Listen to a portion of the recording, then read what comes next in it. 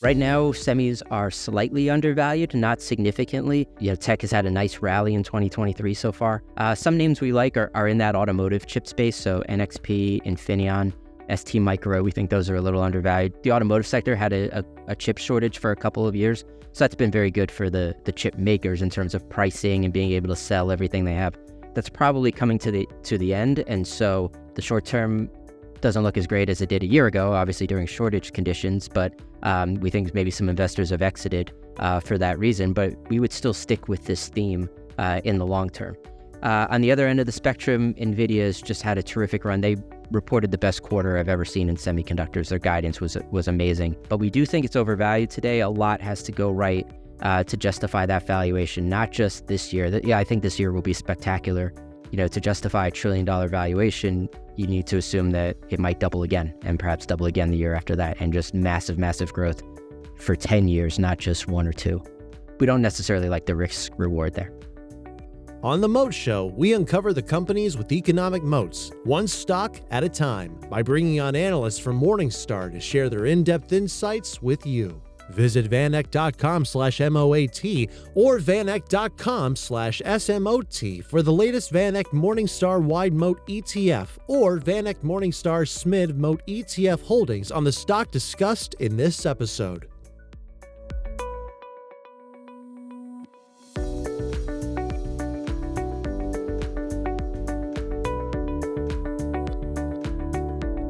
It's our third episode for the Moat Show, and today we're covering the semiconductors. We have on Morningstar's Director of Technology Equity Research, Brian Colello.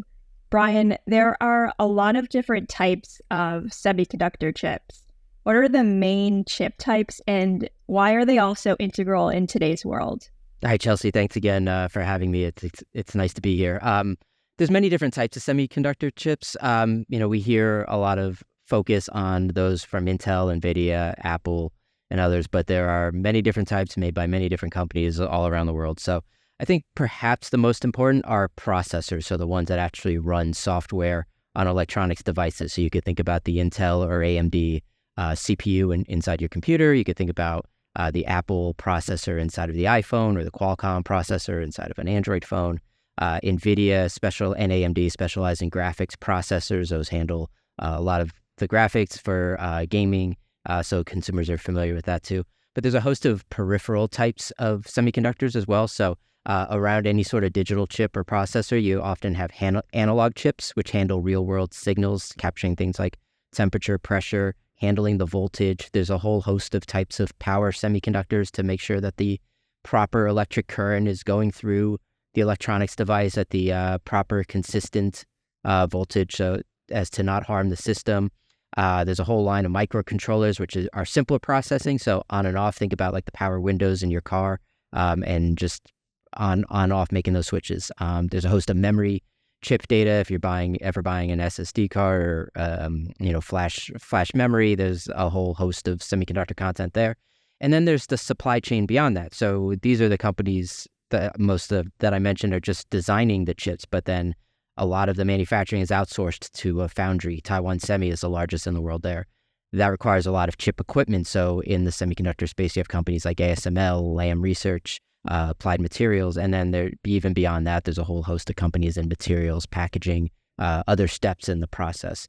Why they're integral? Again, more and more electronics devices are being used around the world. Things are becoming smarter, requiring more connectivity, more sensing, more processing power, and that's a favorable trend for the chip space, and we think that's going to continue.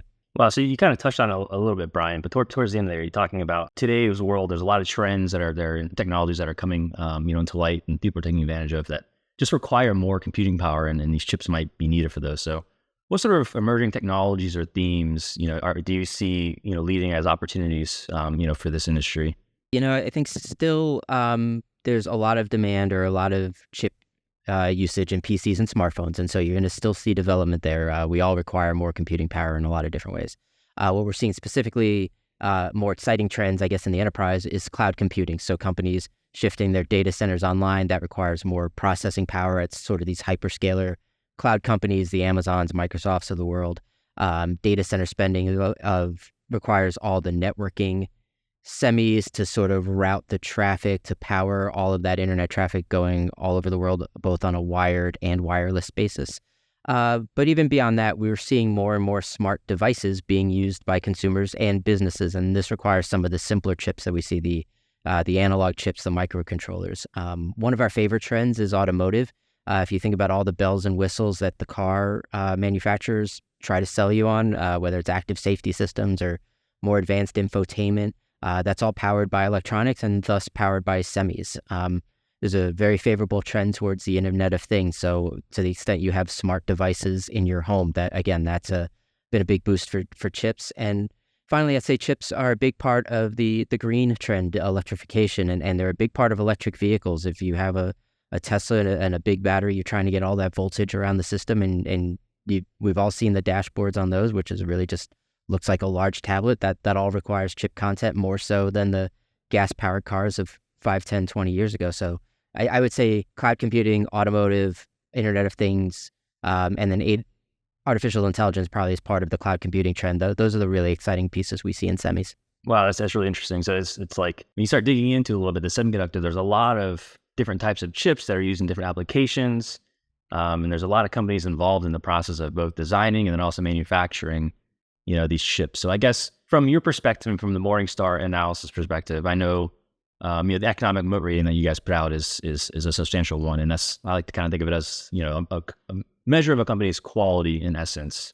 Can you talk briefly about moats and kind of what types of moats you see within the semiconductor industry and how you value and think about all those different areas of the market? Our economic moat rating, and so Warren Buffett sort of coined the term of a company having a moat around a castle to protect its business. So we think about it in terms of a durable or a sustainable competitive advantage. The wide moat companies that we look at, that's our highest rating. That's the best of the best, highest quality company. There are plenty of no moat or narrow moat companies that we rate that you've all heard of and are familiar with, but don't necessarily generate that strong of an economic profit or might not all be that sustainable. So to get our wide moat rating, we have to have confidence a business is going to generate excess returns for a decade and more likely than not over 20 years. That's often a high bar for us in technology and in semiconductors because the landscape changes so rapidly. But so again, when we're looking at wide moat names, we're thinking of the best of the best. And we see several in semis. The first are sort of those peripheral chips that I talked about. Wide moat names that I personally cover are Texas Instruments, Analog Devices, Microchip Technology. These companies have tens of thousands, if not 100,000 customers, tens of thousands of products. Their, simpler chips are going into virtually everything. But Texas Instruments, the average price of their chip is 40 cents, so massive volume. So imagine trying to be a startup, trying to develop the IP for, tens of thousands of products at work, try to find hundreds of thousands of customers, and then, oh, by the way, you have to undercut them by a nickel. And that's going to be a really hard barrier. So, we don't see companies really enter the space. So that's one segment of wide moats. Another one would be chip equipment. These are very complex, technologically advanced, pieces of equipment needed to make virtually all of these processors, and even the analog chips. Even the trailing edge is still extremely complex, and it's really hard for any company to just build this equipment from scratch. Another name would be NVIDIA, and they're the hot topic in semis now because of their AI exposure. They really dominate in graphics processors, which is really, it's been strong in gaming for decades. It looks like it'll be strong in artificial intelligence for decades more. And they have the expertise around it, and not just the hardware, but even the software too. They've made some really shrewd moves to build out an ecosystem so that way, even if a company could build a comparable GPU in terms of, transistors or speed or things like that, NVIDIA has the software around it. And so these AI models are trained on NVIDIA GPUs, and it's going to be really hard to rip that out. So those are some examples of the wide moat names, the best of the best, the companies that are really strong and should be okay for a decade or more. We have a lot of narrow moat names too. So the Intel, AMD, Qualcomm, Marvell, they don't even get our wide moat rating because there is uncertainty about the way AI will go over the next decade, among other reasons. So, the wide moats is a bar even above that. Wow, great. And I know another area of your analysis and Morningstar's analysis is on valuation. And I know a big data point that we kind of look at a lot is the estimate of fair value that you and other analysts at Morningstar kind of come up with these companies. Can you kind of give a high level overview of what that entails and how you arrive at that? And kind of also, how do you see the valuation of the semiconductor space today? When we look at companies, we try to value what they're worth on any given day and any given point in time. So we value companies based on a discounted cash flow analysis. So just classic, the revenue they'll earn, the profitability, and how that translates into cash for investors. And based on all that, we try to determine how much a business is worth. Then we let the stock price determine whether that stock is cheap or not. And so often, we try to focus on the fair value. Often factors like momentum or technical factors or short-term trading, may sway it, but it may give investors opportunity if you're going to take a long-term perspective. So those are the opportunities that we really look for. Right now, semis are slightly undervalued, not significantly. Tech has had a nice rally in 2023 so far. So we saw more of a margin of safety earlier in the year. Some names we like are in that automotive chip space. So NXP, Infineon, ST Micro, we think those are a little undervalued. The chip industry has had benefited from a shortage, or the automotive sector had a chip shortage for a couple of years. So that's been very good for the chip makers in terms of pricing and being able to sell everything they have. That's probably coming to the end. And so the short term doesn't look as great as it did a year ago, obviously during shortage conditions, but we think maybe some investors have exited for that reason, but we would still stick with this theme in the long term. On the other end of the spectrum, NVIDIA has just had a terrific run. They reported the best quarter I've ever seen in semiconductors. Their guidance was amazing.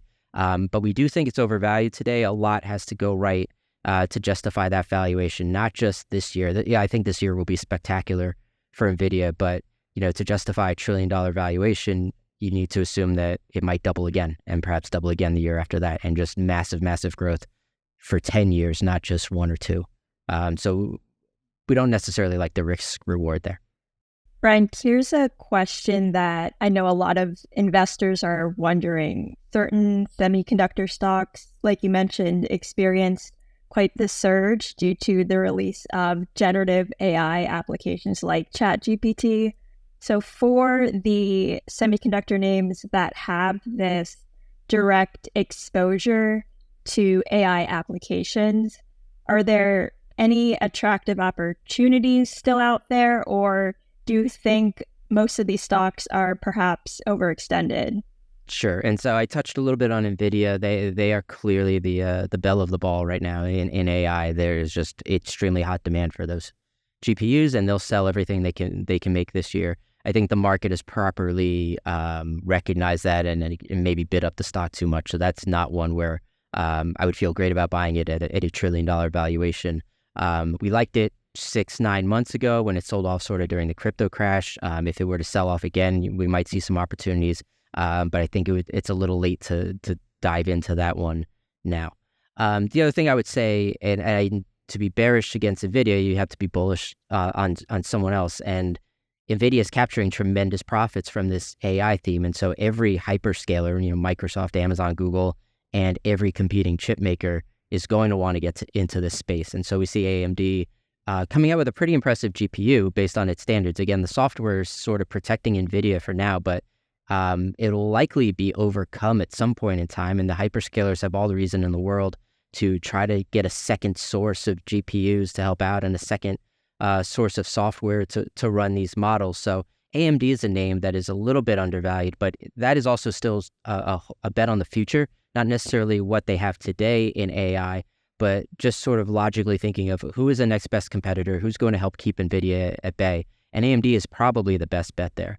Intel is discussed, in the AI space. We think it's fairly valued. We're not super bullish on that one as an AI play. I guess the other places you could look, I would continue to keep an eye on names that are tied to NVIDIA or supply NVIDIA, and you might see opportunities there. So actually, in Taiwan Semi, we think is an undervalued name. Like they're going to sell every chip they can make for an NVIDIA, and so they're going to be in good shape there. And that's a name that is a wide moat name that we think is a bit undervalued. You may see opportunities in some of the indirect companies on the NVIDIA play.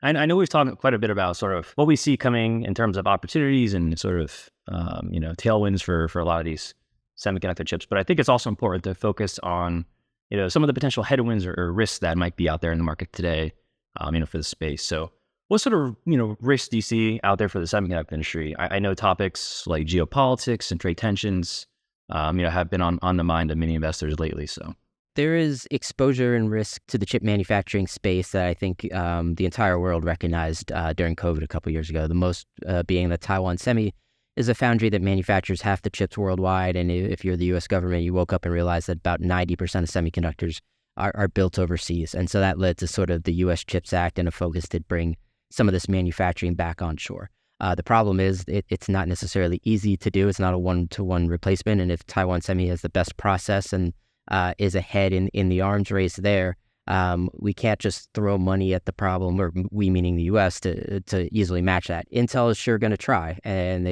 they're trying to carve out their fair share and make those investments, and they're trying to catch up for their own motives and reasons as a business. So the U.S. government likely wants more chip manufacturing in the U.S. Europe does as well, and so we're going to see more investment in fabs, and these fabs are extremely expensive. Up to tens of billions of dollars for each one. There's the second issue of, once you build the fab, are you going to get the best chips coming out of those fabs? And that's sort of a second issue. But that is a risk, and I guess the risk right now today is even if you're looking at NVIDIA or even Apple with its processors, they're all made by Taiwan Semi out of Taiwan. And Taiwan Semi requires EUV equipment from ASML, which is based in the Netherlands, to make those semis. So you have these sort of three-headed monsters for some of these massive types of chips. Like, none of them can survive without the other two. They're all sort of exposed in their own region. So it is truly a global interwoven supply chain. To the extent any of them go down, that would be a problem for the entire tech sector. I suppose depends how draconian you want it to be, but if China were to invade Taiwan, or if the U.S. were to get involved and Taiwan Semi were to be knocked offline, it'd really be catastrophic for the U.S., or I shouldn't even say U.S., worldwide supply chain. Even if a company had no exposure to Taiwan Semi at all, that chip likely sits on an electrical board next to another chip that came from Taiwan Semi. So during the automotive chip shortage, we had this golden screw problem where, if you're trying to complete an electronics device, I have the chips for 9 out of 10, but I'm missing that 10th one. My car wasn't getting shipped. And so that was a big problem we saw in autos. That's something that could certainly happen again. I know you sort of touched on the CHIPS Act that was passed recently in the U.S. I have to think that this would increase supply perhaps further down the road for semiconductors. But how do you view that and that potential shift in supply, coming down the road based off of the CHIP Act? Is that good or negative for the industry, as a whole? Yeah, I think there will be winners and losers out of that. Certainly the chip equipment are winners because you're building sort of redundant fabs. I think the reason all this manufacturing ended up in Taiwan is because of efficiency, that these machines are extremely difficult to build. And so you want to build one fab and make it as efficient as possible. And any fab that sits empty is just a massive waste of capital. And so that's why you don't see empty or half-empty fabs throughout the rest of the world. So we're going to try and build these fabs, and we're going to try and fill them up. And eventually, over the next decade or so, the demand for semis will sort of fill in those spots.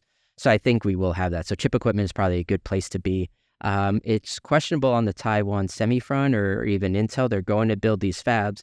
It's a very high cost. Are they going to receive enough demand to fill those fabs and receive strong enough pricing to justify the higher cost? It's going to be more costly to make these chips in the U.S. and Europe than out of Taiwan. So we'll have to see how that plays out.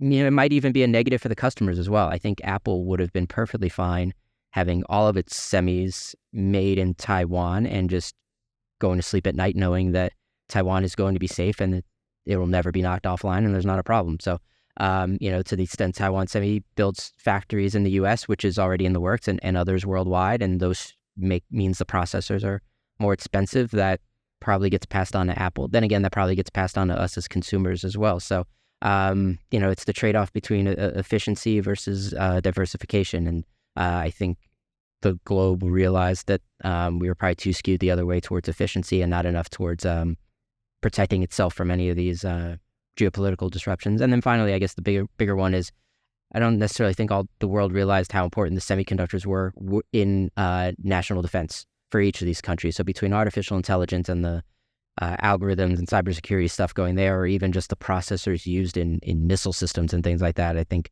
when people realized that, wow, we don't control these semis that are key parts of our national defense, not just U.S., China, Europe as well, that led to a real awakening and stressed the importance of this industry. Wow, I mean that's interesting. I mean, it really is a multifaceted industry, and there's a lot of angles to it. So, well, great. Thank you for the insight, Brian. Really appreciate your time here today. Yeah, cool, sir, Chelsea. It was my pleasure.